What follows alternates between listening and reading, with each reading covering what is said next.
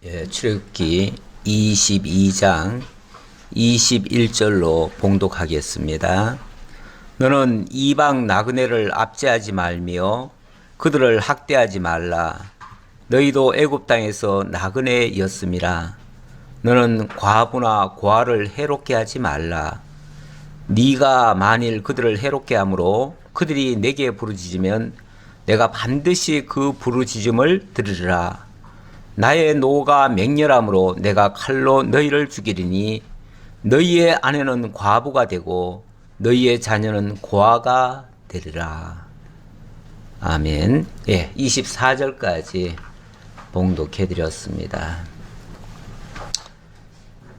하나님께서 22장부터 십계명을 가지고 그 세칙법인 율례를 주시고 있습니다. 근데 이 율례는 사실은 지금 당장 지킬 법은 아니고요. 장차 약속의 땅 가나안에 들어가서 언약 자손들이 지켜야 할 그러한 법규입니다. 법규 또는 율례라고 이렇게 표현을 했는데, 그래서 이거는 하나님께서 어떤 상황에 이르렀을 때 비로소 이것이 해당이 되는 겁니다. 그러니까 아무 때나 어느 시기나 누구에게나 해당되는 말씀은 아니고요. 어떤 특별한 그런 일에서 이것이 적용이 되어지죠. 적용이 되어지는데, 어쨌든 이러한 율례를 주시는 하나님의 의도, 하나님의 목적, 하나님의 분명한 계획, 뜻, 그리고 궁극적으로 이것은 하나님께서 이루어 가실 당신의 언약임을 우리들에게 일깨워주고 있습니다. 그래서 이거를 단순히 하나님이 이렇게 말씀하셨으니, 또는 하나님이 이렇게 우리에게 명령하셨으니 우리는 이렇게 지켜야 된다, 이런 식으로 다이렉트로 내게 받아들이는 이런 생각은 좀 옳지 않은 생각입니다. 거기서 많은 오해가 빚어지기도 합니다. 제가 뭘 찾다 보니까 영광스러운 하나님의 율법 그러면서 그런 책이 나왔더라고요. 그런 책이 나왔는데, 그러니까 율법에 정말 1.1획도 하나도 빠짐없이 다 지켜야지, 그걸 안 지키면 다 지옥 간다, 이런 식이에요. 책 내용이. 내가 책을 사본 건 아니고 그걸 이제 정보를 찾아봤어요. 찾아봤더니 그런 식으로 돼 있더라고요. 그게 영광스러운 하나님의 율법이 돼요. 하나님이 그렇게 무서운 법을 주셔놓고 우리가 못 지키면 다 지옥 갈 법인데, 그게 그렇게 영광스럽고 그렇게 우리에게 정말 위대한 그런 법이 된다면, 우리는 그 법 앞에서 그 영광에 참여하는 것이 아니고 그 영광의 불에 다 타 죽는 거죠. 그렇지 않겠어요? 그거는 우리에게는 영광이 아니죠. 그건 하나님의 영광은 될 수 있겠지만, 하나님 자기의 그 영광스러움을 보이시기는 하겠지만, 그 영광을 보이는 앞에 우리는 희생 제물이 되는 거죠. 우리는 다 죽어가는 거죠. 그러면 우리에게는 그건 영광이 될 수도 없고 그건 저주가 되는 거죠. 이런 관계를 제대로 이해를 못하면 율법을 엉뚱하게 자꾸만 지켜야 된다고 하는 그런 논리로 이게 빠져나가요. 근데 그렇게 빠져나가면 결과적으로는 그리스도께서 그 율법 아래 다 죄인된 우리들을 구속하시기 위해서 그 희생이 되어 주셨는데, 그걸 무의로 돌리는 결과가 되어버려요. 결국은 그리스도의 그 은혜를 우리가 거부하는 결과가 되고, 그러면 그리스도가 우리를 위하여 죽은 것이 다 헛되어지고 우리는 예수 믿는 의미가 없어져 버려요. 그래서 이 율법에 대한 이해는 정말로 잘해야 되기 때문에 제가 이게 좀 진도가 빨리 나가지는 못하고 있습니다. 못하지만, 그러나 하나하나의 일종의 이건 사례입니다. 사례들을 쭉 열거하면서 그 사례마다에 담겨진 하나님의 뜻을 우리가 좀 이해하는 것이 중요하고요. 그리고 궁극적으로 그걸 통해서 하나님은 뭘 원하시는지, 그걸 우리가 이제 찾아야만 율법을 바르게 우리가 대할 수가 있겠습니다. 어쨌든 하나님께서는 이 율법을 주시기 전에 먼저 애굽 땅 종되었던 집에서 자기 백성들을 언약 자손들을 이끌어내셨습니다. 그리고 약속의 땅으로 인도해 가십니다. 그리고 그 약속의 땅에서 이 법을 지키랍니다. 그런데 오늘 내용을 보니까 너는 이방 나그네를 압제하지 말며 그들을 학대하지 말라. 일단 이방 나그네를 이방인이라고 해가지고 학대하거나 그들을 압제하거나 이러지 말아라. 이렇게 얘기하시네요. 그러면서 하시는 말씀이 너희도 애굽 땅에서 나그네였음이라.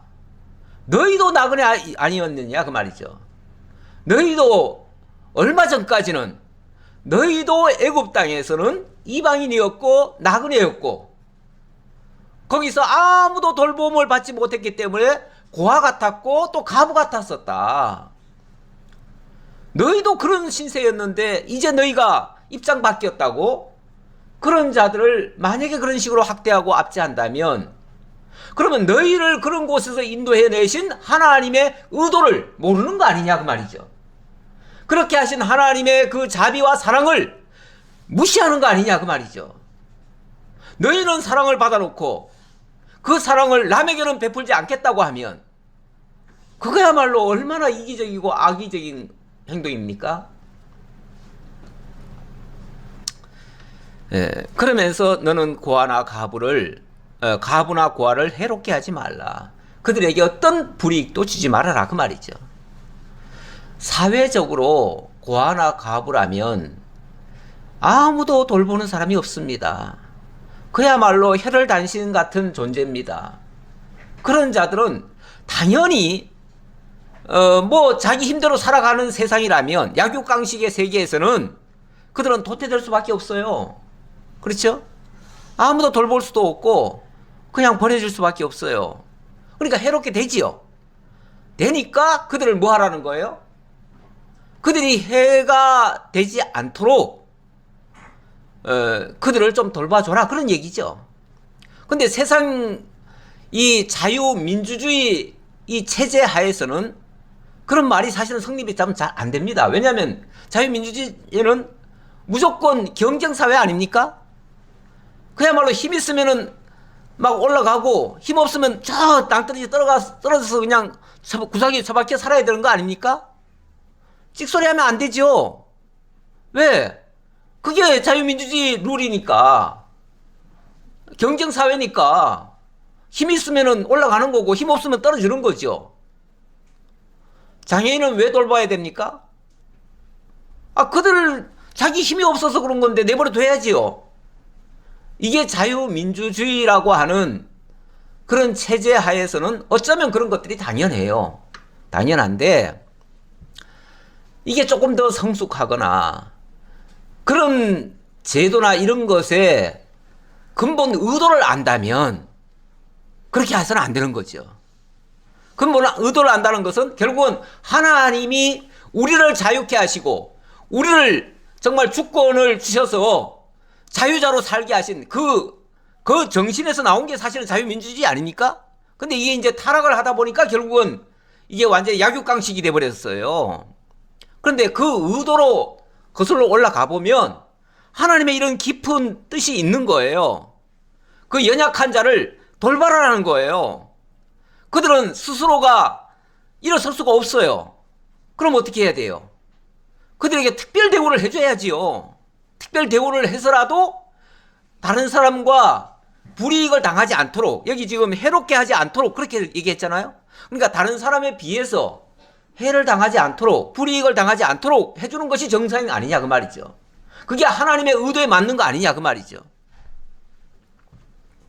만약에 그렇지 않았을 때는 그들이 너무너무 고통스러우니까 울부짖을 때가 하나님밖에 없잖아요. 그러면 하나님께 울부짖을 것이고, 그러면은 내가 반드시 그 부르짖음을 들으리라. 듣는다면은 그 책임을 누구에게 묻겠어요? 다 정상인들에게 묻겠죠. 다 높은 자리에 올라간 사람들에게 묻겠죠. 내가 너희에게 이 권세를 준 거는, 내가 너희에게 이 부를 준 것은, 내가 너희에게 이런 힘을 준 것은 그런 자들을 돌보라는 건데, 그런 자들을 위하라는 건데, 너희들은 어찌하여 자기만 챙기고 그들을 돌보지 않았느냐 라고 하면서 그들에게 하나님이 하지 않은 거에 대한 심판을 하실 것이다 그 말이에요. 그래서 나의 노가 맹렬함으로 나의 칼로 너희를 죽이리니 너희의 아내가 과부가 되고 너희의 자녀가 고아가 되리라. 아니 우리가 고아나 과부를 돌보지 않으면 그러면 너희들도 한번 그 고아나 과부가 돼봐라 그 말이죠. 이게 하나님이 무서운 하나님인가요? 아니면 공정하신 하나님인가요? 똑같이 한번 겪어보라는 얘기 아닙니까? 그렇죠? 똑같이 겪어봐라. 너희도 그 처지가 돼봐라. 너희가 고아가 돼보고 너희가 과부가 돼봐라. 내가 그렇게 해줄 테니까 한번 겪어봐. 그 얘기잖아요. 우리 하나님은 얼마나 공정한 겁니까?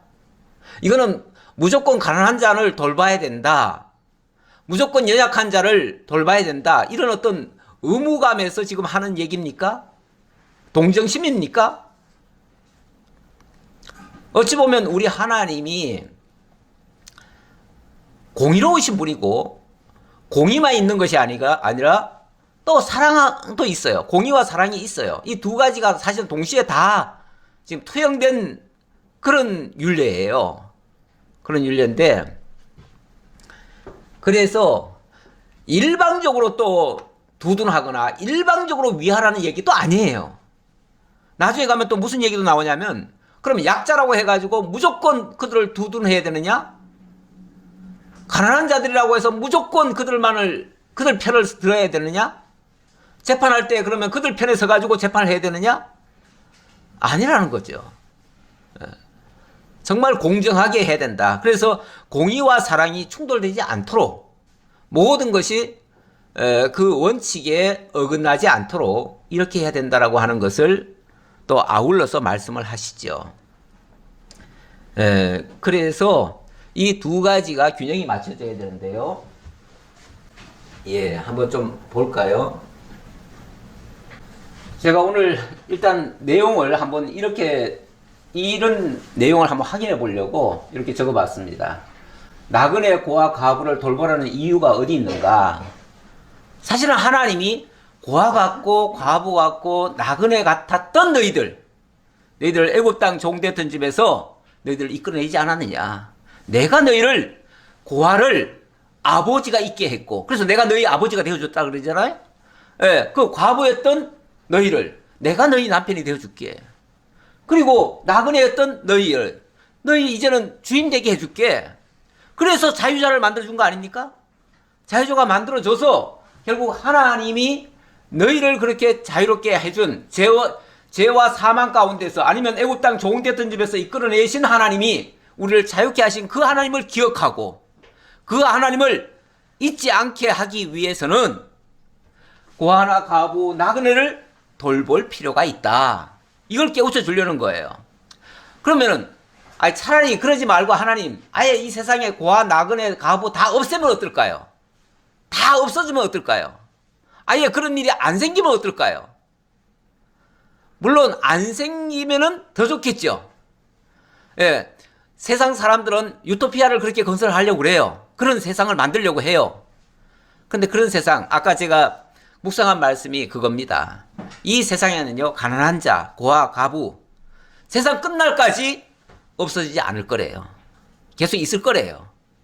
그럼 계속 있다는 것은 계속 우리의 관심사가 되어야 된다는 것이고 그 계속 관심사를 통해서 하나님이 그랬던 우리를 돌보고 계시고 그들을 공정하게 인도해 가신다는 걸 깨닫게 하기 위해서 필요하다는 거예요. 필요하다는 거예요. 그래서 세상 끝날까지 가난한 자도 있을 것이고요. 안 없어질 겁니다. 그리고 장애인도 있을 것이고요. 고아나 과부도 있을 것이고요. 나그네도 있을 겁니다. 세상 끝날까지. 그런데 이제 그러다 보면은 또 너무 이런 사람들만 또 위해야 된다 하다 보면은 그쪽으로 너무 또 보호가 이게 치우쳐가지고 그쪽 사람들 편에서만 또 얘기를 할 수가 있어요. 그렇게 되면은 한쪽으로 또 기울어 버리죠. 특히 재판할 때 문제가 발생하죠. 그때 공정성 시비가 또 발생할 수가 있어요. 이런 문제가 어떻게 될 것이냐. 그리고 또 하나는 이제 뒷부분으로 가면은 이 거짓된 풍설이나 그 위증 얘기가 나옵니다. 이 거짓된 풍설을 어떻게 이걸 처리할 거냐. 거짓된 풍설이라고 하는 것이 세상에 너무나 많이 있다. 이걸 어떻게 할 거냐. 이런 문제, 이런 거에 대해서 좀 살펴보려고 하는데요. 제가 오늘 그림을 몇 장 가져왔어요. 예, 이게 뭐냐면, 이게 아마 이 방송에서 이걸 봤을 수도 있어요. 혹시. 봤을 수도 있는데, 예, 요거는, 어떤 탐사 프로그램 회사가, 탐사 프로그램 언론이 이거를 일부러 가짜를 하나 만들었어요. 가짜 농장을 하나 만들어가지고, 거기서 정보를 만들어가지고, 그것을 각 언론에 다 보냈어요. 일부러. 이거 시험하느라고 다 보내놓고, 이 언론이 그것을 받아가지고 어떻게 보도를 하는가를 확인하기 위해서 다 보내놨더니 각 방송들이 똑같이, 그러니까 보내준 대로, 여기 이제 원래 촬영한 거거든요. 촬영한 그대로 방송을 다 했어요. 그리고 진짜인 것처럼 다 보도를 해버렸어요. 근데 사실은 이건 시험용이었거든요. 가짜예요. 가짜인데 언론이 확인도 안 하더라. 이건 분명히 지금 테스트를 한 건데 확인도 안 하더래요. 그리고 무조건 다 실어주더래요. 이거는 분명히 시험이기 때문에 나중에 이건 시험이었습니다 하면 그만이지만, 어떤 사람이 의도적으로 만약에 그런 식으로 프로그램을 보냈다면, 그걸 그대로 검증도 안 하고 그대로 방송했다면 뭐가 되겠어요? 온 국민들이 다 속는 거죠. 다 속아요. 근데 다 속는 사건이 또 발생했습니다. 예. 그래서 이번에 또 뭘 또 했냐면은, 여러 방송에서 가짜 전기차를 팔아왔대요. 가짜 전기차. 예. 그래서 실제로 뭐 이런 그룹이 한국에 와가지고 63빌딩에 와서 막 방송도 하고, 막 강연도 하고 해가지고, 우리가 이 63빌딩 몇 채를 살 거다. 그러면서 이렇게 돈 벌어가지고 해가지고, 그런데 이 방송이 그대로 나왔어요, 또. 예. 중국 전기차가 몰려온다 하면서, 이 전기차가 뭐 테슬라보다 더 낫다. 막 이런 식으로 하면서 방송이 나왔어요. 뭐, 여러 방송사에서 다 나왔죠, 여기도 보니까. 이렇게 좋다는 거예요. 미국 회사는 요만큼 밖에 못 가는데, 이 회사 거는 이렇게 간다. 그래가지고, 결과가 어떻게 나왔냐면은, 3,613명이 돈을 투자했고 418억 투자 유치가 됐대요. 제가 이런 걸 왜 이걸 보내냐 하면, 가짜가 너무 많은 거예요. 아, 이거 뭐 방송에 나왔는데요? 방송에 나오면 진짜인가요? 근데 이 회사는 실제로 방송에다가 돈을 무진자에 갖다 뿌렸어요. 뿌리고 이렇게 방송을 하게 했어요. 했는데 뭐 큰 메이저 언론사는 한 번 방송할 때마다 몇 천만 원씩 받았죠. 조그만 회사는 몇 백만 원씩 받고요. 이런 식으로 했는데 그게 다 방송이 그대로 됐고, 또 그대로 또 거기 사람들이 또 많이 쏘갔고, 이런 것들이 일종의 거짓된 풍설입니다. 풍설이라고 하는 게 만들어낸 이야기들 아닙니까? 근데 그게 거짓된 거라는 거죠. 참이 아니라는 거죠. 참이 아닌데 시승을 하고 뭘 하고 다 했는데, 언론사가 자기네 기자 가서 직접 확인도 안 해놓고 보내준 그 프로그램을 그대로 방송하면서 마치 자기네 기자가 다 한 것처럼, 시험까지 다 한 것처럼. 그래서 뭐 서울서 부산까지를 뭐 갔다 와도 되더라. 한번 20분만 충전하면은 서울 부산을 왔다 가더라. 세상에 이런 자동차가 있으면은 진짜 미국 테슬라보다 낫지요. 그런데 이게 가짜라는 거예요. 가짜라는 거예요. 이 가짜가 얼마나 많은 사람들을 속이고 얼마나 많은 사람들을 엉뚱한 데로 끌고 가느냐, 그 말이죠. 이제 25절부터는 소외된 백성들을 돌보거나 재판할 지도자에 대한 윤례들인데, 조금 전에는 가난한 자, 고아, 가부를 돌보라고 그랬죠. 너희를 애굽 땅에서 이끌어낸 하나님이 너희를 이렇게 했으니 너희도 그렇게 하는 것이 마땅하다라고 지금 알려주신 거예요. 결국 그렇게 해주신 하나님을 기억하라고 그걸 알려주신 거예요. 근데 이번에는 그러다 보면 또 너무 가난한 자들, 또 연약한 자들, 약자들만 자꾸 위하는 법만 만들 거 아니에요. 그 사람들만 또 위한다고 할 거 아니에요. 그러다 보면 재판이 벌어졌을 때 만약 충돌이 있어요. 그러면 정상인과 비정상인이 재판이 일어났는데 자꾸 약자 편에 마음이 기울어 버리면 이게 또 한쪽으로 두둔하는 거 아니에요. 또 그걸 또 악용하는 자들이 또 있을 거고요. 그래서 판사는 어떤 경우에도 뭘 해야 됩니까? 공정해야죠. 공정해야 돼요. 공정해야 되는데 공정하면서도 훼손되지 않도록, 그 정신이 훼손되지 않도록 이렇게 해야 될 필요가 있습니다. 그러니까 사실 쉬운 건 아니죠. 그러니까 특별한 사람들에게 그런 권한을 줘가지고 재판석에 앉게 하고 정말 정부에서 돈을 대줘가면서까지 하게 하는 거 아니겠어요? 예. 그러니까 제대로 해야죠. 제대로 해야 되는데 어쨌든 그런 것들이 항상 공정해야 된다. 예, 그거 이제 요 밑에 나왔네요. 그런 뜻을 이제 얘기하려고 이제 말하는 건데 아직 조금 덜 나왔습니다. 아직 내용은 좀 덜 나왔는데 여기서는 일단 이 얘기부터 나오네요. 예. 네가 만일 너와 함께한 내 백성 중에서 가난한 자에게 돈을 구워주면 너는 그에게 채권자 같이 하지 말며 이자를 받지 말라. 우리 믿는 세계에서 사실 이런 아주 곤란한 일들이 많이 벌어질 수가 있어요. 특히 교회에서 이 말씀을 가지고 전에는 제가 이 부분에 대한 이해를 잘 못해가지고 이렇게 빌려달라고 하면은 가난한 자가 돈을 빌려달라고 하면 빌려줘야 되는구나 이렇게만 생각하고 실제 빌려준 적도 있고요. 그리고는 또 달라고 하면 안 되죠. 그래서 달라 소리도 못 해봤고 그러다 보니까 경제적인 손해도 본 적이 있었고요. 그랬는데 또 이걸 또 악용하는 경우도 있더라고요. 있는데 여기 오늘 일단 본문을 봅시다. 본문에 뭐라고 되어 있는가? 네가 만일 너와 함께한 백성 중에서 가난한 자에게 너와 함께한 내 백성 중에서 이렇게 얘기하네요. 일단은 요거는 어디에 해당되는 얘기입니까? 같은 언약 자손 안에서 지금으로 말하면 믿음의 성도들 가운데서 뭐 이렇게 얘기할 수 있어요. 그러니까 이게 모든 것에 다 그대로 적용하는 얘기는 아니에요. 그런 경우에 해당되는 얘기인데 가난한 자에게 돈을 구워주면 너는 그에게 채권자 같이 하지 말라. 채권자 같이. 채권자라 같이 하지 말라는 말은 내가 돈 빌려줬으니까 돈 내놔. 이 소리 하지 말라 그 소리예요. 돈 내놓으라. 돈은 빌려주고 채권자 같이 행동하지 말라 그 소리잖아요. 물론 뭐 돌려달라고 할 수는 있겠지만 마치 채권자들이 왜 막 돈 해소하기 위해서 강제적으로 하는 방식 그런 거 하지 말라 그런 얘기죠. 그리고 이자도 받지 말래요. 그리고 네가 만일 이웃의 옷을 전당 잡거든 해지기 전에 그에게 돌려보내라.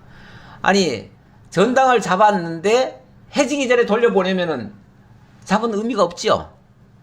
채권 추심을 할 방법이 없지요. 하지만 그 말은 그걸 포기하더라도 그냥 돌려줘라 그 얘기잖아요. 그러니까 엄밀하게 말하면은 이 말씀의 그 본 뜻은 그냥 실제적인 그 뜻은 가난한 자가 한 지체 안에서 가난한 자가 어려움을 호소하거든 못 본 채 하지 말고 도와주라는 얘기예요. 도와주고 나서는 돈 내놓으라 소리 하지 말라는 거예요. 그리고 또 혹시 이거 대신 내가 이거라도 드리겠습니다 하고 줬다면은 그게 만약 옷이라면 해지기 전에는 돌려주라는 얘기예요. 그 결국은 받지 말라는 소리예요. 그렇죠? 받지 말라는 소리예요. 그냥 주라는 얘기예요. 왜 옷을 돌려주라고 하냐면 그것이 유일한 옷이라. 그 사람한테는 그게 유일한 옷이에요. 근데 요즘은 뭐 워낙 옷도 많으니까 옷 한 벌 그거 뭐 받았다고 해서 뭐 그것 때문에 못 살지는 않을 텐데 옛날에는요 이 외투 같은 것이 낮에는 입고 다니는 옷이고요 저녁이면 그거 그 덮고 자요. 그게 이불이에요. 그러니까 그거밖에 없어요 그 사람에게는. 요즘처럼 이렇게 흔한 세상이 아니었잖아요 옛날에는. 그렇죠? 그러니까 하나 가지고 입고 덮고 그걸로 몸도 보호도 하고 뭐 다 했어요. 그것이 유일한 옷이라. 그것이 그의 알몸을 가릴 옷인즉 그가 무엇을 입고 자겠느냐 그러잖아요. 그것이 무엇을 입고 자겠느냐. 그러니까 이불도 없는데 그러면 그날 밤에 얼어 죽을 수도 있는데 그것까지 빼앗으면 안 되지 않냐 그 말이죠. 그러면서 그가 내게 부르짖으면 내가 들으리니 나는 자비로운 자임이니라. 하나님은 자비롭대요.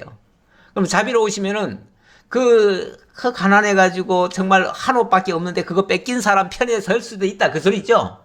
그러면은 만약에 그걸 억울하게 한 자에게는 하나님이 또 반대로 그쪽에는 자비가 아니라 그쪽에는 뭐예요? 자비 반대는 이제 공의예요. 하나님이 어떻게 보면 심판할 수 있다 그 말이죠. 그러니까 그렇게 하지 말아라. 그런데 이 말씀을 또 이걸 문자 그대로 받아들여 가지고 아유 그냥 같은 교회 안에서 돈 빌려달라는데 어떻게 안 빌려주냐고 그러면서 막 빌려주시는 분도 있고요. 또 빌려줘 놓고는 그거 가지고 또 막 끙끙 앓고 받지도 못하고 또 그 빌린 사람은요. 아니 뭐 채권자 같이 하지 말라 그랬고 이자도 주지 말라 그랬는데 뭐 안 줘도 그만이지 뭐. 그러고는 또 아주 배짱 편하게 사시는 분도 있어요. 제가 우리 교회는 아닌데 전에 다른 교회 아는 교회에 보니까 한 분이 혼자 어렵게 살아요. 그런데 이제 뭐 가정이 제대로 형성이 안 되다 보니까 돈을 아니 어렵게 산다기보다도 그냥 혼자 살아요. 그러다 보니까 돈은 벌었는데 특별히 쓸 데가 없어. 그걸 성도님들이 알고는 자꾸 그 양반한테 돈을 빌려가더라고요. 그래서 빌려갈 때 이자도 좀 줄게 뭐 그러면서 빌려갔는데 나중에 보니까 이자도 하나도 안 주고요. 돈도 갚은 사람이 없어요. 그래가지고 나중에 그것 때문에 굉장히 힘들어 하더라고요. 그리고 어떤 한 분은 또 그것 때문에 또 교회를 떠나버리시더라고요. 그래서 교회 안에 만약에 그런 일이 발생하면 결국은 성도들끼리 싸우든지 아니면은 마음고생하든지 결국은 교회를 떠나게 만드는 그런 요소가 될 수 있어요. 근데 이제 옛날하고 우리하고는 또 다르잖아요. 우리는 어찌 보면은 이 말씀을 그대로 우리한테 적용할 수가 없어요.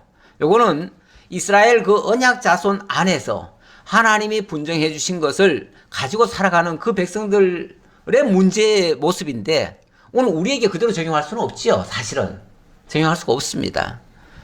적용할 수도 없는데 지금은 또 만약에 돈이 필요하면 얼마나 시스템이 잘 돼 있어요. 돈 필요하면 은행 가면 되잖아요. 안 되나요? 안 되시는 분들도 가끔 있기는 있어요. 정 안 되면은 뭐 어떻게 하더라도 그래도 자꾸 그 형제들한테 그 손 빌리는 게 좋지 않습니다. 분명히 부작용이 일어나요. 정 필요하면 은행을 찾든지 아니면 다른 어떤 도움을 요청하면 요즘은 국가기관에서도요 그런 것이 잘 돼 있습니다. 시스템이 어느 정도는. 그렇기 때문에 그런 쪽으로 해야지 서로 입장 난처하게 성도들한테 그렇게 하는 거는 지금은 그 정말 참 건덕 차원에서도 옳지 않습니다. 그리고 만약의 경우 정말로 손을 안 내밀 수가 없고 정말 그렇게 처지를 보니까 너무 딱하고 그러면요 받을 생각하지 말고 주실 수 있어요. 줄 수 있는데 근데 어떤 사람은 또 집요하게 돈 있는 걸 알고는 또 막 계속 빌려달라고 그래요. 그래서 빌려줄 돈 없는데 그러니까 내가 다 안다고 돈 있는 거 그러면서까지 또 내놓으라고 하는 사람이 있어요. 그런데 물론 내가 그거 주고도 쓸 수 있을 정도면은 줘도 괜찮습니다. 주는 게 나쁜 건 아니에요. 그런데 내가 다른 데 쓸 돈이 거나 거기까지 그냥 줄 수는 없는 입장이면 내가 줄 돈이 없다라고 해도 그건 거짓말이 아닙니다. 진짜 돈이 없다는 게 아니라 그냥 줄 돈 없다 그 말이죠. 그러니까 그거는 거짓말 하는 게 아니죠. 그러니까 깨끗하게 거절하셔도 돼요. 나의 돈 있는 거 알고 얘기하겠죠. 그럴지라도 나 그 돈 어디 써야 된다. 그렇기 때문에 그냥 들 돈은 아니다. 들 수가 없다. 이렇게 거절해도 되죠. 그거는 지금 이 말씀에 여기서 매정하다 뭐 이렇게 표현하는 것과는 차원이 다른 얘기예요. 그러니까 지금 시스템에 맞추면은 이건 안 된다라는 얘기고요. 그걸 또 악용해도 안 된다라는 말씀이고요. 그리고 너는 재판장을 모독하지 말며 백성의 지도자를 저주하지 말지니라. 예, 재판장 모독한다. 백성의 지도자를 저주한다. 어쨌든 지도자나 그 재판장은 어찌 보면 같은 동급이에요. 동급인데 모든 것을 어느 한 편만 위하는 자가 아니고 종합적으로 보는 자예요. 지도자는 어느 한편에 기울 수 없잖아요. 그렇죠? 재판자도 마찬가지예요. 재판장도 정확하게 어찌 보면은 공정하게 모든 것을 다 봐야 돼요. 그래서 판단을 해줘야 돼요. 그렇기 때문에 어느 한쪽으로 기울 수가 없어요.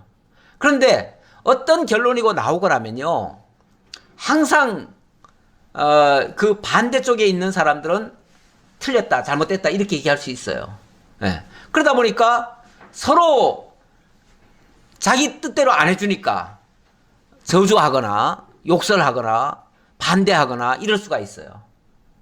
그런데 각자 자기 입장에서 보는 게 아니고, 지도자나 재판자는 자기 입장에서 보는 게 아니고 공정이라고 하는 거기 잣대에서 보는 거예요. 그러니까 이거는 하나님의 기준에서 보는 거예요. 하나님의 기준에서 하나님이 그 사람을 그 자리에 세워서 심판도 하게 하고 백성을 지도하게도 하고 좌우간 갈라진 모든 것들을 하나로 합하게 하는 그런 역할을 지금 맡겨놓은 자거든요. 그러니까 어느 한쪽에서 자기 마음에 안 든다고 저주하거나 모독하거나 욕설하거나 대적하거나 이렇게 하는 것은 그 자체가 하나님의 의도와는 전혀 다르다 그 말이죠. 그건 자기 중심적으로 해석하는 거죠. 네, 그런 차원에서 여기는 이제 공정이라고 하는 것이, 그러니까 재판할 지도자, 그러니까 재판자와 지도자 이거 포함하는 얘기입니다.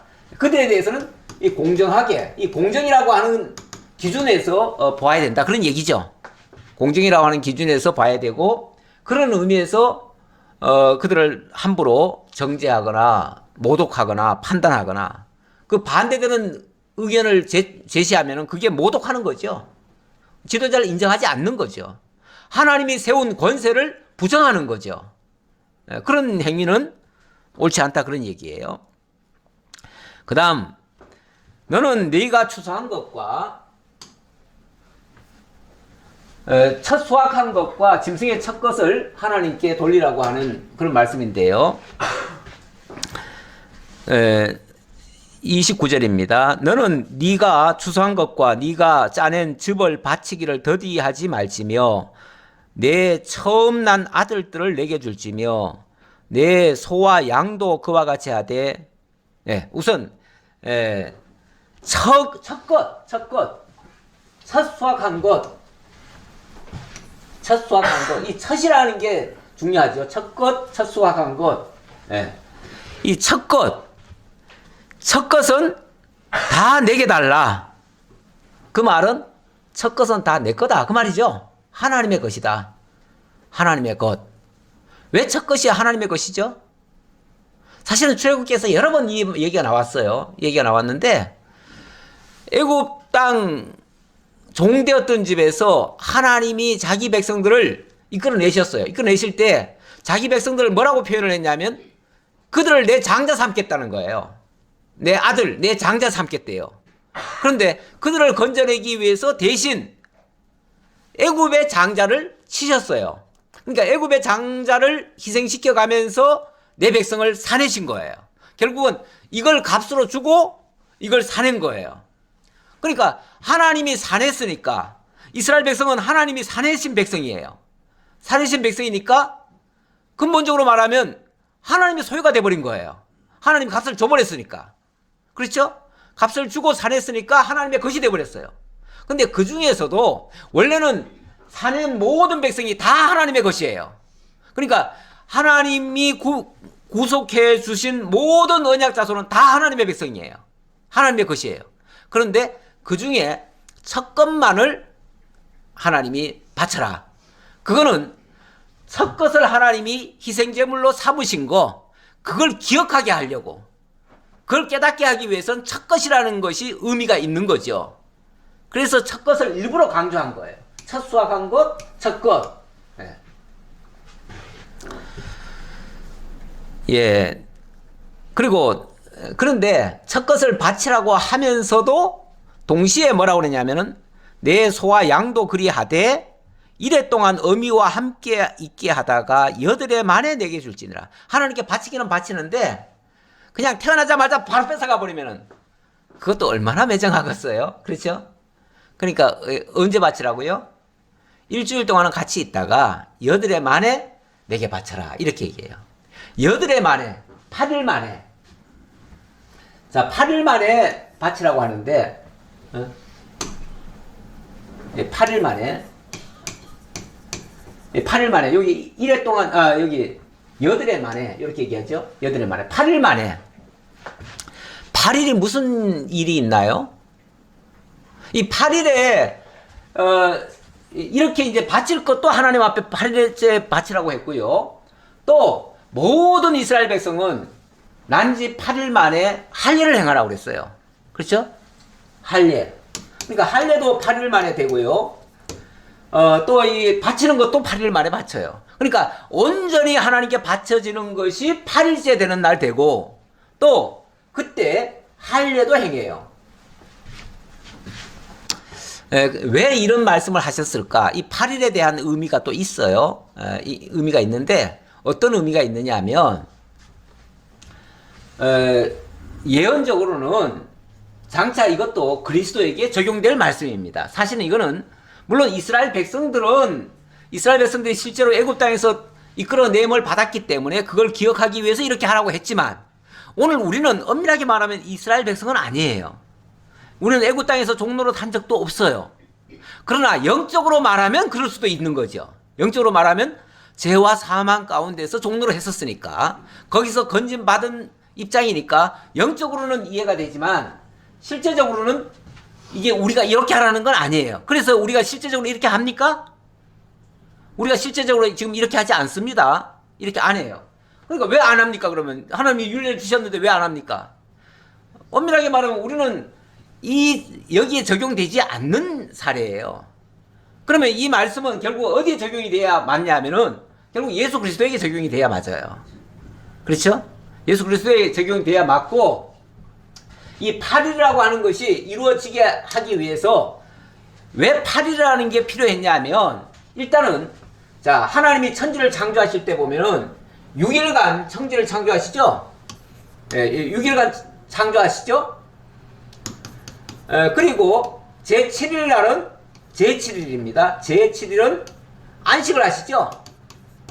그리고 제8일이라면은요 새로운 날의 시작이에요. 새로운 날의 시작. 그 새날이죠, 새날.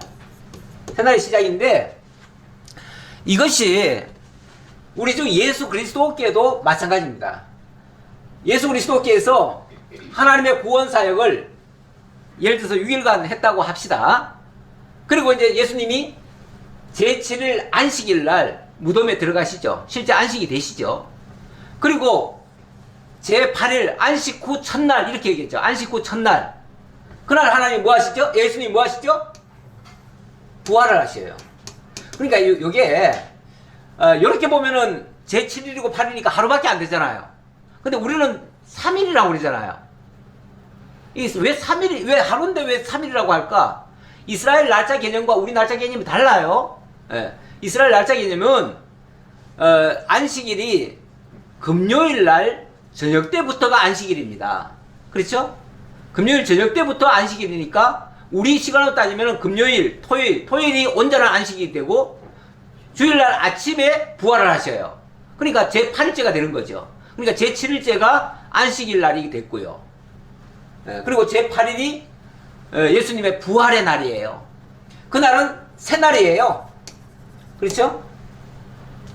결국은 하나님께 안식이라고 하는 거는 이게 이제 하나님의 역사고 이거는 온전한 제사가 되고 온전한 제사가 끝나면은 온전한 구원이 이루어지는 거예요. 그러니까 제8일은 어찌 보면 새날이고 온전한 새 사람이로 이제 탈바꿈이 되어지는 거죠. 우리가 그리스도 예수 안에 있는 자는 제8일째 그리스도의 부활과 함께 우리도 부활하는 거예요. 이렇게 될 것을 가르쳐 주기 위해서 이렇게 7일 동안은 함께 있다가 8일 만에 내게 줄지니라. 그래서 온전한 하나님께 받침이 되는 거죠. 온전한 받침이 되어졌을 때 온전한 새 사람이 되는 거죠. 너희는 내게 거룩한 사람이 될지니 들에서 짐승에게 찢긴 동물의 고기를 먹지 말고 그것을 개에게 던질지니라. 하나님이 이렇게 자비하시고 공의로우시면서 또 거룩하신 하나님, 이거를 가르쳐주기 위해서 이 거룩이라고 하는 측면에서 이 말씀을 주셨다라고 볼 수 있습니다. 자, 그 다음 조금만 더 볼까요? 오늘 아까 제가 서두에 거짓된 풍설을 얘기했으니까 거짓된 풍설까지만 설명드릴게요. 23장으로 넘어갑니다. 23장 1절로 3절.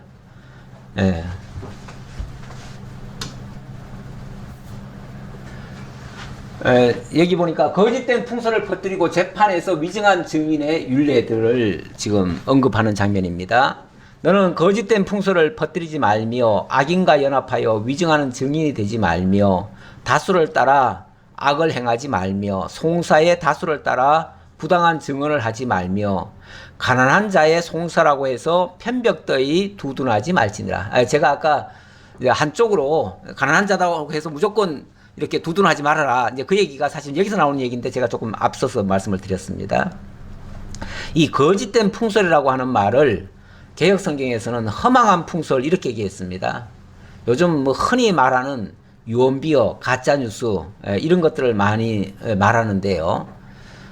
이런 것들이 세상에는 너무너무 많습니다. 너무너무 많아요. 사실은 뉴스를 보기도 겁날 정도예요. 지금은. 왜 그러냐면 옛날에는요, 기자하면은 기자 정신이라는 게 있습니다. 기자는요, 원래 모든 것을 의심하는 사람입니다. 원래 기자는. 그래서 무슨 뉴스가 있어도요, 그걸 바로 보도를 하는 게 아니라 사실인가 확인부터 합니다. 그래가지고 진짜인지, 거기에 대한 증거가 있는지, 뭐 증명할 만한 게 있는지 다 찾아가지고 증빙 서류를 들이대듯이 모든 걸 다 이렇게 내가 확인했다. 그러니 이게 맞다라고 그렇게 해서 최종적으로 자기 이름으로 보도를 해야 되는 겁니다. 근데 요즘은 기자들이요, 그렇게 직접 발로 쫓아다니면서 기자하지 않습니다. 사무실에 컴퓨터 놓고 찾아가지고 그냥 기사 씁니다. 왜 그러냐면 기사를 하루에 몇십 개씩 써야 된대요. 몇십 개 써야 되는데 언제 돌아다니고 언제 정보를 확인합니까? 그러니까 각 그 정부 부처마다 기자실이라는 데가 있어요. 기자실에 가가지고 거기서 죽치고 앉아 있다가 정보 주면 그거 가지고 그냥 송고해가지고 그대로 신문에 실어요. 결국 누구 의도대로 됩니까? 어떤 사람이 어떤 목적을 가지고 이렇게 보도해라 하면은 그대로 보도하는 거예요. 그러니까 탐사 보도가 거의 없습니다. 지금은. 탐사 보도가 없으니까 나중에 확인되든 말든 아무 문제 없습니다. 제가 아까 그 몇 가지 그 방송들 그 보도한 거 했잖아요. 나중에 그거 계획했던 사람이 각 방송마다 전화를 했습니다. 해가지고 이렇게 이게 가짜 뉴스인데 이렇게 방송했는데 이거 사과하셔야죠. 그랬더니 사과까지 하기는 그렇고요. 뭐 다 그렇게 한 건데 이제 와서 사과하면 우리 뉴스에 대한 그 신뢰가 떨어질까봐 못하겠다는 거예요. 사과도 안 해요.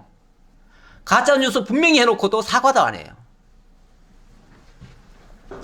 그러면서 계속해서 가짜 뉴스를 쏟아내고 있습니다. 이거는 국민들을 완전히 바보를 만드는 겁니다. 지금 러시아 사람들은요, 전쟁이 난 것도 모르는 사람들이 있습니다. 러시아 사람들 중에는요, 물론 해외 이 정보망을 가지고 계신 분들은 아는데 러시아 안에서는 왜 그러냐면 거기 전쟁 났다는 얘기도 안 했고요. 아직 뉴스가 없었습니다. 거기에 몇 명 죽었다는 얘기도 안 했고요. 그러니까 거기 러시아 사람들은요, 군인들이 나가서 전쟁에서 하나도 안 죽은 줄 알아요. 그리고 혹시 전쟁 났다는 걸 아는 사람은 자기네들이 다 이기고 있는 줄로 말아요. 이것도 명백한 가짜 뉴스죠. 이런 식으로 중국도 마찬가지입니다. 중국도 정부에 유리한 뉴스만 하게 하지 나머지는 일체 못하게 합니다. 북한도 마찬가지고요. 그러니까 세상에 진짜 뉴스보다 가짜 뉴스가 더 많은 겁니다. 실제로는 더 많은 거예요. 그러면은 기자가 원래 그 역할을 해줘야 되거든요. 그걸 찾아내가지고 무엇이 진실을 파헤치는 게 기자가 원래 하는 일이고 그게 언론이 역할입니다. 그래서 언론을 보호하는 이유는요. 진실을 증거하기 때문에 그 사람들을 보호해줘야 된다 해가지고 언론은 어떤 경우에도 압제하지 말라는 거예요. 그걸 법으로 만들어 놨어요. 근데 그걸 악용해가지고 언론은 무슨 짓을 하고도 법에 안 걸려요. 이게 이제 악용되는 거죠. 악용되는데 이거를 기자들이 못하면은 최소한 지도자들은 해야 됩니다. 그리고 아까도 얘기했듯이 재판장들은 제대로 해야 됩니다. 그리고 만약에 그렇게 거짓을 하거나 위증을 한 자는 엄격히 다스려줘야 됩니다. 그런데 참 안타깝게도 지도자들이 여기에서 다 손 놓고 있는 것 같아요. 난 특히 이 지도자 중에는 우리 목회자 얘기가 제일 나는 중요한 얘기라고 봅니다. 목회자는 어찌 보면 정확하게 뭔가를 좀 알아가지고 바르게 좀 했으면 좋겠는데 목회자가 어찌 보면 이 풍설에 제일 많이 넘어가는 것 같습니다. 제일 많이 넘어가는 것 같아요. 제가 전에 한번 어느 다른 교회 중직자예요. 저를 식사 사주겠다 그래가지고 제가 얻어먹으러 갔잖아요. 밥을 사주시더니만 어딜 데리고 가요. 그런데 엄청나게 사람들이 많이 몰려 있어요. 근데 거기서 많은 것을 들려주는데 나중에 그분이 그러더라고요. 여기에 지금 목사님들이 60명 와 있어요. 그리고 대부분이 장로님들, 권사님들이에요. 그래요. 그래서 도대체 이게 뭔가 했더니 나중에 보니까 이게 다단계예요. 다단계인데 거기에 목사도 60명이 있다 그러는데 얼마 후에 그 다단계가 문을 닫았어요. 닫으니까 거기에 성도들을 이끌고 왔던 그 목사들은 뭐가 되겠어요? 교회 문 닫아야죠. 문 닫아야 돼요. 저는 이 지도자의 책임이 성도들의 책임보다 10배는 더 하다고 봅니다. 지도자가 그 판단력이 없어가지고 그 분별을 못해가지고 성도들을 그런 쪽으로 끌고 갔다면 10배나 벌 더 받아야 마땅한 거죠. 그래서 이 재판자, 지도자, 존경도 받아야 되지만 그거는 이제 바르게 백성들을 지도하고 바르게 인도하고 왜냐하면 세상에 너무나 거짓것이 많으니까 그 거짓것에서부터 바르게 갈 수 있도록 길잡이가 되어줘야지요. 그럴 때 배나 더 존경해야지요. 근데 만약에 목사들부터가 자꾸 거짓것에 휘둘려가지고 자꾸 성도들을 엉뚱한 데로 이끌고 간다면 존경할 게 아니라 아멘 하면 안 돼요. 덮어놓고 아멘 하시는데 나는 목사님들만큼 기가 얇으신 분들은 세상에도 많지 않다고 봅니다. 기가 상당히 얇으셔요. 그래서 총회 행사할 때 보면은 약장사들이 많이 와요. 많이 오는데 약을 엄청 사가십니다. 우리 목사님들 돈이 어디서 많이 나오시는지 몇십만 원짜리 약을 그냥 탁탁 사셔요. 목사님들만큼 기가 얇으신 분이 없어요. 이게 건강에 좋다 좋다 하니까 그냥 그렇게 톡톡톡 사시더라고요. 세상에 믿을 게 많지 않습니다. 성경은 무조건 다 믿어야겠지만 그 성경을 바르게 해석해 주지 않는 거면은 그것도 아멘 하면 안 되고요. 하물며 세상 것을 가지고 이러쿵저러쿵 자꾸 얘기하면 그건 정말 믿어서는 안 될 것이고 그거는 정말 퍼뜨려서도 안 될 것이고 그거 퍼뜨리는 자는요 풍설을 퍼뜨리는 자예요. 하나님이 가장 경계하는 모습이에요. 왜? 그런 거짓 것들이 판을 쳐버리면 진리가 가려워져요. 진리가 가려져. 하나님의 말씀이 어두워져요. 하나님의 말씀이 사라져버려요. 하나님의 말씀 믿겠어요? 목사 입에서 자꾸 거짓된 것이 나오면은 하나님 말씀 믿겠냐고요? 믿을 수가 없지요. 믿을 수가 없어요. 그래서 절대 어느 쪽으로 기울어서는 안 된다. 기울어서는 안 되고, 그러니까 어찌 보면 목회자는요, 좀 죄송한 얘기인데 좀 의심을 해야 돼요. 세상의 모든 것을 좀 의심하고. 왜? 성도들이 속으면 안 되니까. 혹시 저거 거짓말 아닌가? 믿음이 너무 좋으시면 안 돼. 그러니까 세상 걸 무조건 다 믿으시면 안 되고 의심병이 있어야 돼요. 목회자, 지도자는. 예. 그러니까 누가 무슨 말을 해도 그걸 최종 판단하기 전까지는 믿지 말아야 돼요. 사실은. 예. 성도님이라고 무조건 다 믿는 것도 아닌데고 세상 말은 더더욱 믿으면 안 되고요. 예. 그래서 의심하고 듣고 최종 판단하고 그리고 성도들에게 무엇이 참인가, 이 거짓된 세상 속에서 무엇이 참인가를 알려줘야 되는 책임이 있어요. 예, 그 얘기 조금 강조하고 싶어서 조금 더 했습니다. 기도하겠습니다. 아버지 하나님 감사합니다. 하나님이 해가시는 일이 항상 진리편에 서 있고 우리를 하나님의 진리 가운데로 인도해 가시고 그 진리 안에서 참된 자유와 평안과 기쁨과 모든 것이 온전한 회복을 이루게 될 줄 저희들 믿습니다. 그래서 우리가 진리이신 하나님을 찾고 진리인 성경을 통해서 하나님을 바르게 깨달아 알고 믿고자 합니다. 성경 외에 우리를 하나님께로 인도하는 것이 없습니다. 하나님만을 온전히 붙잡고 진리에서 벗어나지 않는 저희 모두가 되도록 인도해 주옵소서. 이번 주간 여러 가지 행사를 앞두고 있습니다. 주님께서 모든 행사와 모든 절차 위에도 하나님 함께해 주옵소서. 감사드렸고 예수님 이름으로 기도하옵나이다. 아멘.